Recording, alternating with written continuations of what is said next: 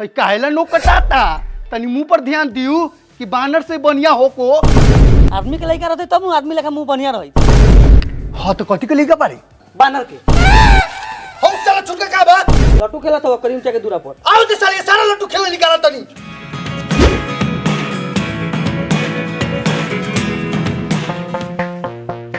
हाय देख तोहर लाल लट्टू के केंगे एक बिता खाल कर देतनी हे हमार लालका लट्टुआ के तोनी से एगो 12 टेर भेल 12। जब गान में दम ना रहे तो गांजा आलम ना बने के चाहिए। हाय रसिया लोगत हौ ऐसन झाट में फंसा के नोचबाऊ कि 2-3 महीने ले घाव ना छूटताऊ। हां तो थोड़ा सा और कुछ होताऊ ना तू झाटे उखड़ा दे। हां तो तू कते उखाड़ लेल बड़े साला हरिया दास के बेटा करिया लाश। हम तो बियाह क के दुगो लइको खेलावत हनी तोहर भाई मेहरा रुले लाए लाए कोइले बाटे आ कोनो अगुआ तोनी के मुंह में मुतेला तैयारे नहीं मुतुआ एम कोनो बढ़िया गो मिली तब न मुतुआ एम कि तोहनिया लेखा कोनो अखर बखर से मुतुआ ले। हम दी का खौफ बकर से शादी कर ले भाई रे चुपचाप लट्टू खेले आल बड़े लट्टू खेल न तो यही लगे गाथा गाथी चालू हो जाई। गाथा बे 10 दूर जमीन बेच देम उतने पैसा में सारा खानदान पौड़े लगबे साला माधर मौगा। ए बाबू ए है रे आवा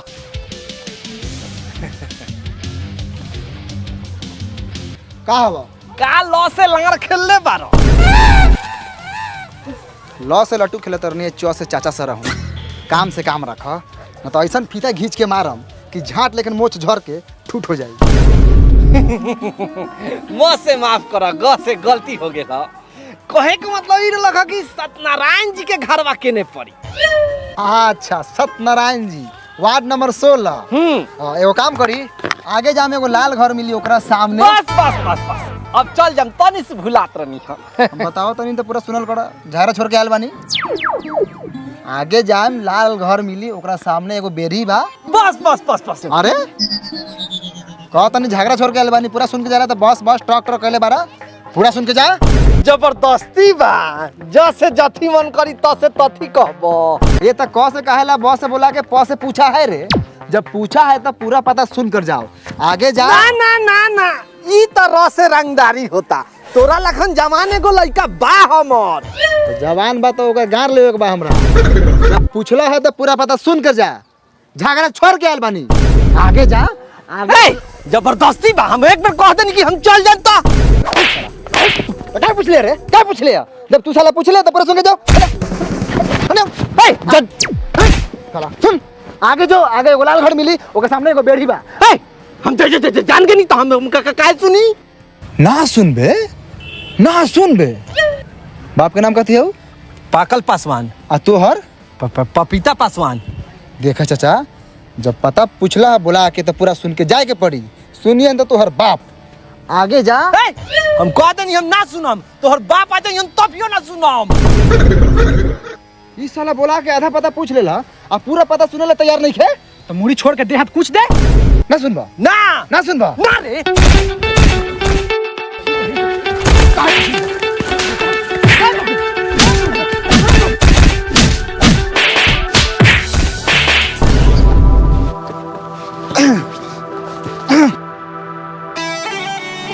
अब क से कहा ठ से ठीक बुझात हवा तो हम ब से बताई बाबू हम मो से माधर चोर बानी कि हम तोरा से लो से लाड़ पर पूछ रही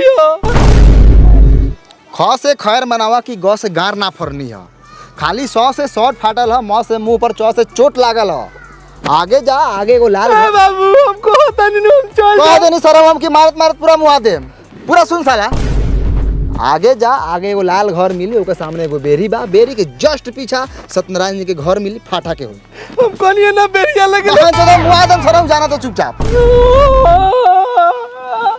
जय सर सत्यनारायण जी जाट लेखन गाँव में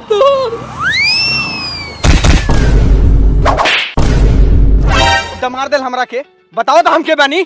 अरे अगुआ बा डाबर दलाल तई का इज्जत से मरते इज्जत से मरते इज्जत से समझाइते कह सकत लहा इज्जत से बतियाइते कह सकत लहा इज्जत से मरबे डाबर दलाल नाम बा डाबर दलाल एगो सरवाई अगुआ के देह ना रही तो गांव के पूरा लइका ररुए मर जाई। हमरा मुंह मारे के बा अगुआ के हमर तो शादी हो गेल बा ओ सर अगुआ के हम फगुए से खोजत नहीं ज्यादा तू बतवेला नु तो सारा खींच तोरे पर सधा ले। रे बुरी तू काहे ऐसे बतियाता रे? तोरा घर और में अगुआ अगुआ ना हो? ना ये घटिया काम करे हमर घर परिवार। ई घटिया काम है बगो, समझाओ एकरा के समझाओ। ए हम समझाई के बार कालाल बड़ा काला बड़ा। रे तेरी तोरे करिया भाई ला तो गोर लड़की के रिश्ता लेके आयल बनी।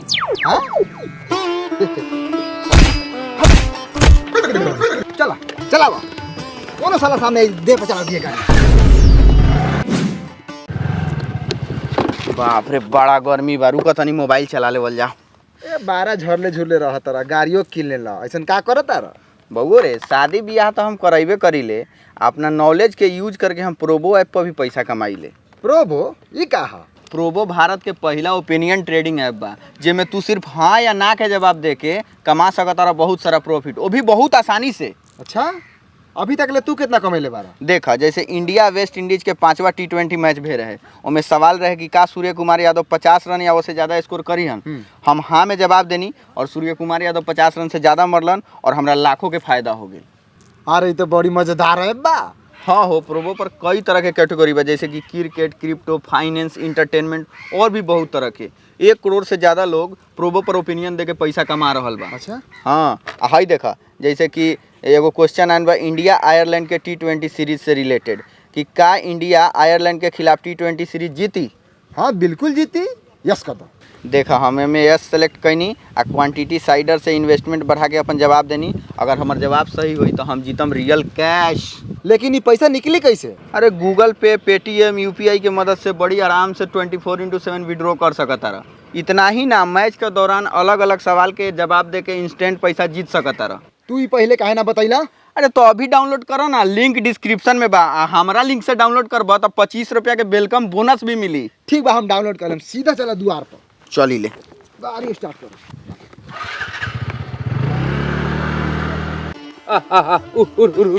खो खो साला सुअर के खुबार लगैले बा दूरा पर, सुअर के। ए हमर दूरा बा, सुअर के खोबार लगाई चाहे सौंसे गांव भर के बैठ के हगवाई, तोरा उससे क्या मतलब हो रे? ए तो ऐसे बढ़िया 10 गो सुअर पोस ले।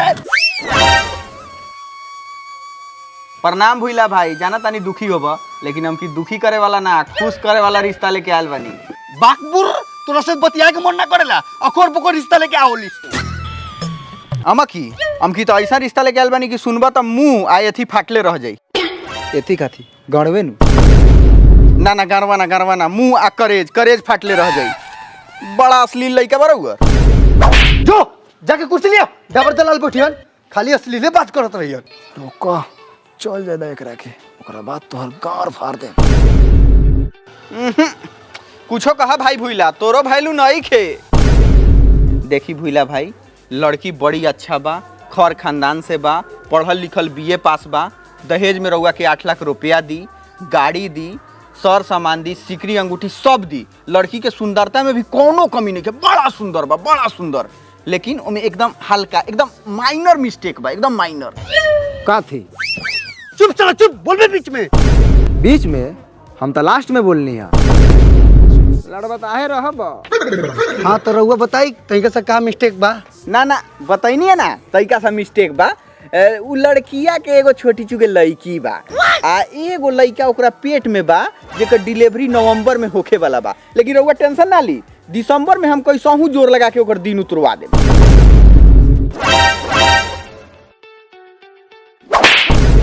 साला बढ़िया रिश्ता लेके आइल बारे तू। आए निकाल के लिया भला की साला गाद दी कि साला आज के बाद अगुवाई कल भूल जाए। है ठीक है, तो रिश्ता लेके आयल बा। हे से बनिया हेकरा ला कोनो बढ़िया रिश्ता मिलता हुआ? तो साला हम दुआ लड़की से बियाह करम। रे साला तोहर जैसन मुंह हौ, तोरा से कोनो बूढ़ियो बियाह करता हूँ। डाबर दलाल जी, दुआ लड़की छोड़ के हई साला ला कोनो दूसरा लड़की नहीं खे?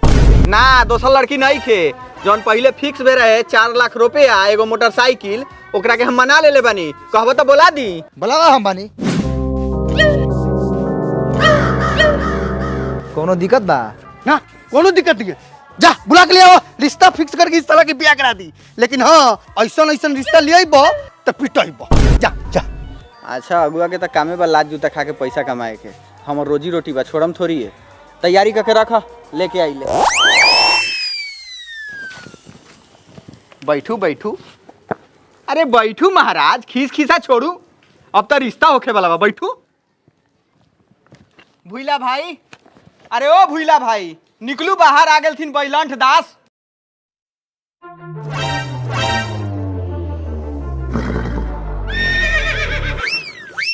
ए महाराज कथी एक दूसरे के देख के लगन घोड़ा लेखन उहु कैले बानी। ए महाराज प्रणामा पाती होको। उठ खड़ा चौकी बैठ। अगुआ हो के कुर्सी पे बैठल बड़ा। बेटिया वाला प्रणाम ना करी त का बेटा वाला गिरल बा। अच्छा भाई बेटहा वाला प्रणाम। बेटिया वाला लाचार होकेला कमजोर ना, समय पड़ला पर बेटिया वाला बेटहा वाला के बांस धांस देवेला।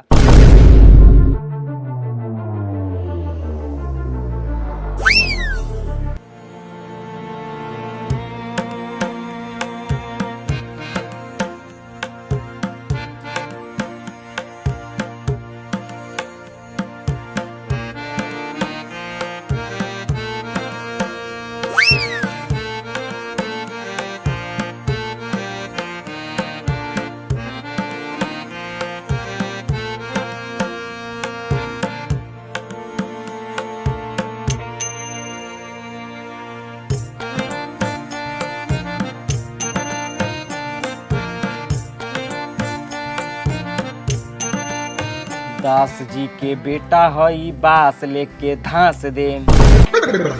कथी कोले बड़े रे? कुछो ना। हाँ तो 4 लाख रुपया एगो गाड़ी फाइनल होके दिन उतरो। उतरो देखू डाबर दलाल जी 4 लाख रुपया के बात करूँ गाड़ी भुला जाओ। गाड़ी काहे ला भुला जाई? जितना बात रहे उतना फाइनल होको। बात का भेल रहे उ छोड़ू, हम 4 लाख रुपया दे हम पहलिए डाबर दलाल जी के बता दिल बनी। अब रहुआ का कहता नहीं कहूँ। ए महाराज काहे इतना सोसिया तनी फिर मरम का चलिए ने समझावत तनी। ये महाराज रउआ तो भगवान से प्रार्थना करी रउआ हईसन लइका के बियाह होके जाता, ऊपर से 4 लाख रुपया मिलता। रउआ करे के बात करी ना तो ऐसा ही बुढ़वाई। तो का हो गेल मोटरसाइकिल नहीं देते 4 लाख रुपया देता नु फिक्स कर। सारा मरला नु तला का मेजन उठा पटके सारा गार्जियन के बना गार मार निकाल दे।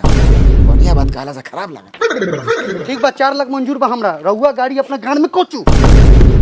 अब कही तो पंडित जी बुलाई दिन उतराओ। बुलाई बुलाई ठीक बा बोलावा, लेकिन 2 लाख रुपया अभी मिलता बा और 2 लाख रुपया बियाह बाद। ऐसा ना होकेला।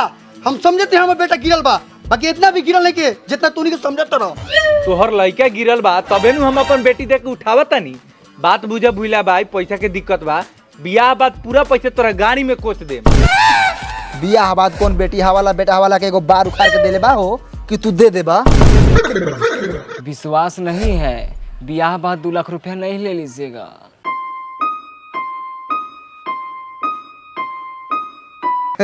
अरे काहे ना बियाह बाद दिया। बियाह से पहले 4 लाख रुपया देओ के बात तो दो, न तो मलार पपा दो। चाचा कथी सुनले बारा चला यहाँ से। हाँ तो कौन हमर बेटी करिया बा, सुंदर बा, झक्का से अपन करिया लुहाट बेटा लेके चल बबू।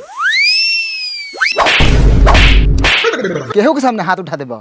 अच्छा एगो औरो अगुआ फोन कर ले लगा बिहाने आवता।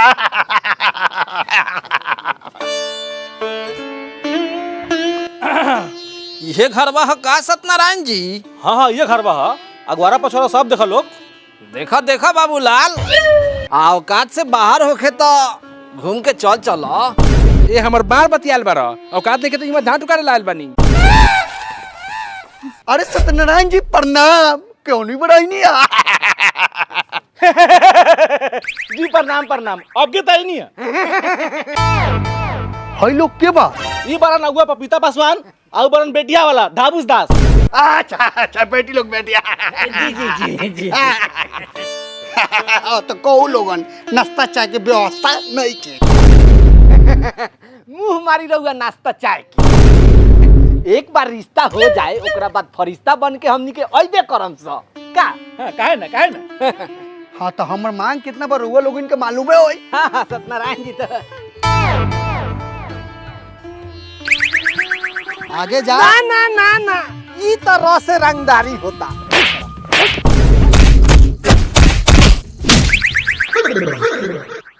हई सरवा रउर के बा? ई सरवा ना हम मतलब ई हमर छोटका लड़का बा। सत्यनारायण जी ये सरवा तो मरले रहे रउर घर के पता पूछले रही तो। अच्छा बियाह तय हो जाए दी बढ़िया तय भी करी सरवा धोके हुक हम। आ पापा कितना रुपए तय भेला? तो है तो अभी नहीं के भेल, लेकिन पापा तू अपने से बता दा। हाँ तोनी के कान खोल के सुन ला। 8 लाख रुपया कैश, एगो बुलेट, सोना के चैन, एगो अंगूठी। 8 लाख कथियो कलई हो 20 लाख मांगती कि सुन के हमर एलें गरवा फाट जाई। ए महाराज नइखे औकात तो अभियो ले कुछ बिगड़ल नइखे, अभिये चल चलू। काहे चल जाई हो? औकात बाना तका तू चुप रह, पहले रहुआ अपन लइका देखाई, ओकर बाद लेन देन के बात होई। है का बा है दे लइका सुअर नियन खरा बा। होई लइका बा, होई लइका बा। हाँ ये लइका बा। हाँ देख लो सामने बा। होई लइका बा 25,000 रुपया एगो साइकिल दे हम, वो फाइनल। बोली का कहतानी? हाय दादा इतना बढ़िया विचार बा, तू का कहत रे बाबा? सत्यनारायण जी के छोड़ के बाकी लोग के होके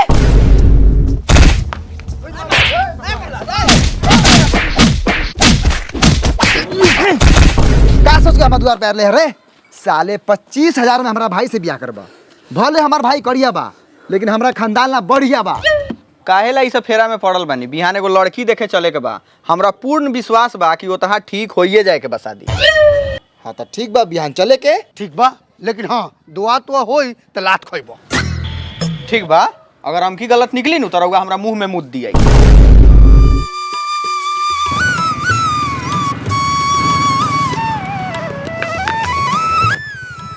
हाँ हाँ वहाँ कहा दूसरा केहू के दुआर बा, आगे बढ़ू।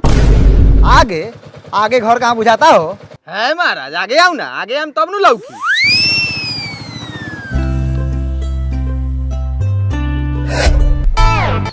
अरे टाटी मरई छोड़ के कहाँ कुछ लौकता? अरे इहे नु टाटी मरई के लड़की के घर ह। आ ई भेल लड़की के चाचा, आ ई भेल लड़की के भाई, आ ई भेल लड़की के बाबूजी। प्रणाम करू लोगन। बाकबूर हेकरा के कौन प्रणाम करता ही रे? भिखारी लेकिन इंसान के।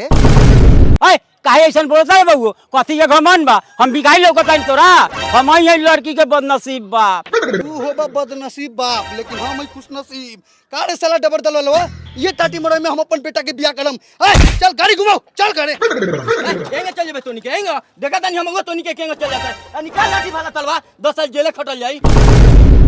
हे तो रोक लेबे का रे? तू है एगो मरद बारे। ए त तू काहे ले दुआर पर? जन खाना पीना पर ऊपर बात होई। हां त खाना पीना खा के जाके पड़ी ना तो पैसा पैसे में रह जाई। ओ भैया चा, जब खाना बनिए गेल बा त खा के चल चले के। चुप साला। अच्छा ये पैसा वाला सार लोग बा। ए का कहता रे एकनी के? साला सा खाना पीना बनवा देल बा, कहत टाटी मरई के घर में बियाह करम। अच्छा रउआ लोगन शांति रखी, शांति रखी। हम बतिया तनी उतरी कुछ बात करे के बा। उतरला कहत न त निमन से जाय हो जाई। उतर। साला अगुआ करो देखा तारा का से फाजिल बतिया। तो चले तो सुनल जाओ का कहता। हतका देखू महाराज, देश ना डरम हमरा के। देखई में नाक झाट बानी लेकिन भीतरिया ताकत बा। सुनू महाराज, टाटी मरई के घर बा त का हो गेल? कौन सा रउआ अपन बेटी यहाँ देवे के बा? यहाँ से तो रउआ बेटी उठावे के बा। अब ओके उठा के रउआ राजमहल में रखू आ चाहे ताजमहल में, ई तो रउआ ऊपर बा। ए ऊ सब तो ठीक बा लेकिन इस साला सा क्या औकात है दस देवे के? कहले तो बा, लेकिन अब ओकनी के ईमान धर्म जानो। साले एकनी के ईमान धर्म पे हमनी ब्याह करम। देखा अब कोनो के बारे में बिना जानले सुनले तू चल जेबा दूरा पर से, ओकरा लगे 2 मिनट के टाइम दा। हमरा इज्जत के सवाल बा। देखो चुपचाप चलियो, कुछो मत बोलिए प्लीज। तो नहीं लाजूता मारल हम कुछो बोली ले। देखो प्लीज चुपचाप चला चल चल। देखिए ये लोग के हम पूरा बात समझा देले बानी, ई लोग समझ गेल बा। अब टेंशन के कोनो बात नहीं खे। और वैसे भी ई लोग हमार बहुत इज्जत करेला। अच्छा तो आई लोगन बैठी, हम नाश्ता पानी निकाली। ए तोरा दूरा पर हमर लाड़े बैठी। अब बैठे के तो दूर के बात बा, तोरा दूरा पर मुतम हइले ना। अब को से क्या बच गेल? हेकनी जैसन कितना बेटहा वाला के झाट में लपेट के फेंक देनी। अब तकले का बार खाना पीना के पैसा उसल आ ना तो कहो उसील दी। ए तोहरे दम पैसा उसले के मारा मुंह पर तो जाके गिरबे गुंह पर। ए सुन, जब पैसा देवही के बाटे त खानो पीनो काला छोड़ल जाओ, ले लो जाओ घरे खाल जाई। सुनू बर्तन सहित खाना पीना निकालू और पैसा बोलू कितना भेल। हाइलू हाई खाना सब दियो।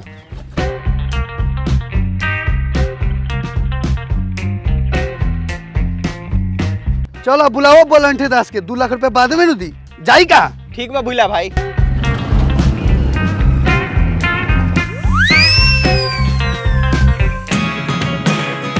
छोरी हटाई भूला भाई, 2 लाख रुपया अभी देता। आंख मुन के अपन करिया लड़का के बियाह करके हटाऊं। अभी रउआ पैदा करे से पहले न सोचे के रहे कि मेहरारू के केसर खियाई की साग। ठीक के कोई तरह डाबर दलाल जी एकरा पैदा होई से पहले एकरा मतारी हवा हवा के साग खाए। हमरा समय के बेरी कह दहू, हमरा समय के बेरी हम माई केसर खैले रहे, तबे तो हम गहुमाना रंग पे बानी। तो हमरा 20 लाख दहेज मिली कि ना? 12 लाख मिली। खिसियात का है बारे बहू? 12 लाख कहनी है, 12 के नाम ले लेला तो लागा मेहजा मारे। हई कायला सोरल चौकी पर चादर बिछावल जाईता। पापा मौसी आओ थी जा दाढ़ी उड़ी बनवैले आवा। अच्छा तैका देर में बुझा जाई कि के आवता। सरवा जवाब देता मारी का पापा।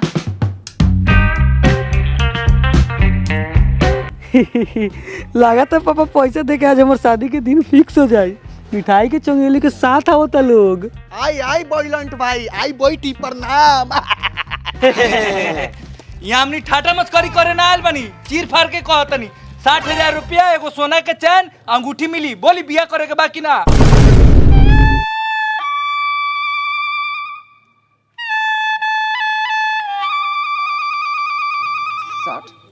60,000 माने हम 60,000 में बियाह करेगा? चुप चला चुप। है भूला दास, हाँ कि ना? हाँ की ना? पापा ना कहो ना, अपने 4 लाख रुपया होगी। हम मिठाई के चंगेली ले आयल बा, जाई का ना कहो ना। बैलंट भाई यहाँ कथी बा?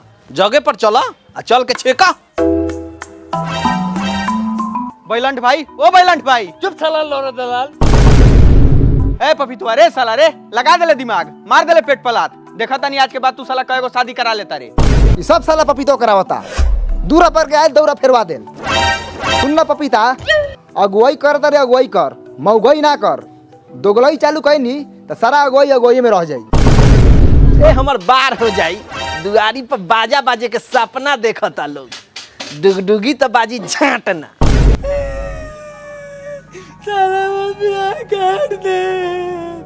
चुप साला, चुप चुप। 20 साल के मारे हमरो बियाह नहीं के होत। आप कोनो मौगियो देखे के बियाह करावा, काहे कि हमो जुआ जता नहीं।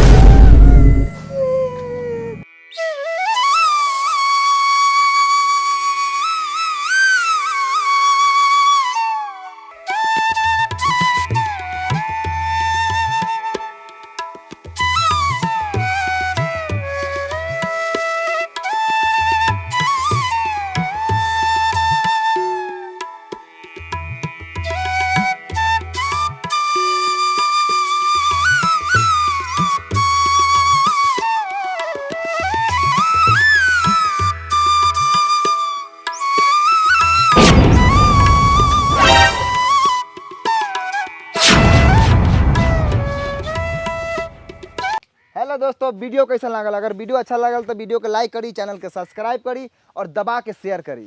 और रउआ लोगन के पास अगर ओपिनियन बा तो गली मोहल्ला नुक्कड़ और सोशल मीडिया पे मत दी। लिंक डिस्क्रिप्शन में बा, डाउनलोड करी प्रोबो ऐप और पाई 25 रुपया के वेलकम बोनस।